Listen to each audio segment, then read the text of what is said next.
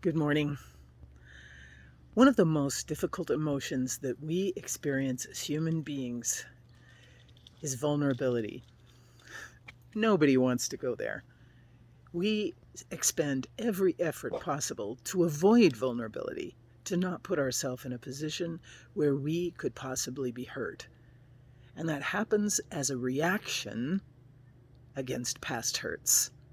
We layer defense upon defense in order to protect ourselves and to survive. The thing is, our entire life is not just about survival. I myself struggle with being vulnerable. Situations in my past and in my young adult years have led me to a practice of limiting the exposure that I give to my deepest self to others. And what I realize is that the more that I do that, the more you and I protect ourselves from encounters, deep, personal, whole person encounters with other people, the more we thwart the effort of God to intimacy. If we can't practice being vulnerable to one another, how in the world are we going to do that with the divine?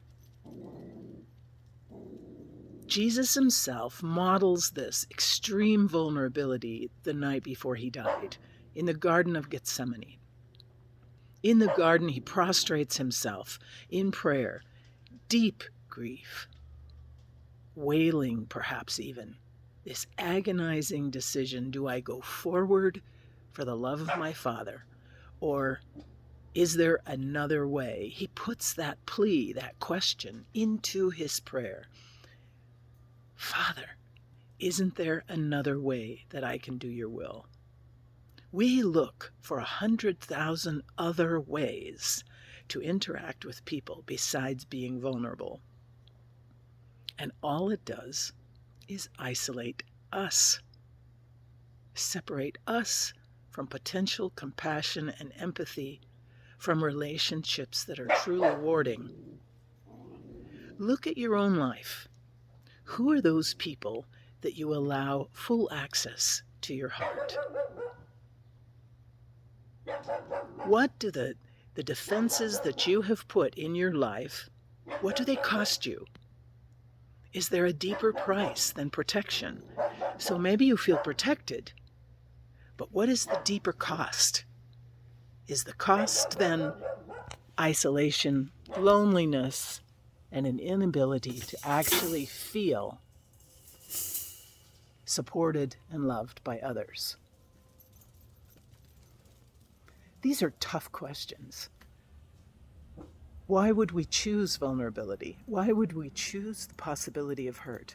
And yet, in that exposure, in that opening up of ourselves, as Jesus did in the garden, revealing his deepest self to his apostles,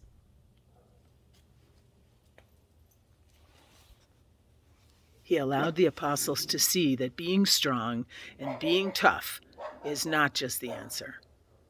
You can still spread the message. You can still experience joy. In fact, your joy is deeper the more you open yourself up. What do we fear? That's the first question. It's got to be more than just being hurt. And in that protective mode where we don't let other people have access to us, and we make it more difficult for God to have access to ourselves, do we also shut ourselves off from ourselves?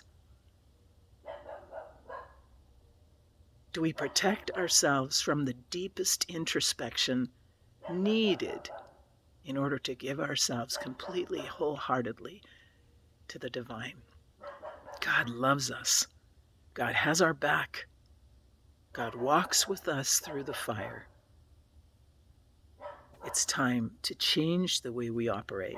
Look deeply at that and see if there isn't a way that you might extend the opportunity of greater vulnerability to yourself and others this week.